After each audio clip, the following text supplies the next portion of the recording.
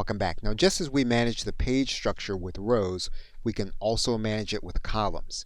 And if we hover over this column area, we can manage the existing columns. What you'll notice is that when we hover over this column and we click the edit button, you'll actually be editing the actual column that you see on the page. So for example, if we click the full column button, you're going to see a menu come up and you'll then be able to edit the settings. You'll have all of the same settings that were available inside of the row area.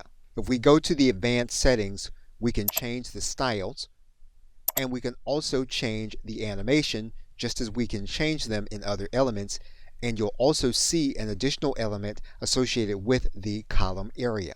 For example, you can see certain elements in a column appear when the page loads, and you can control how that column appears. Now in this case, we will not be adding additional columns to this page, therefore you do not have that option available. Once you've completed your options, you can then click Save.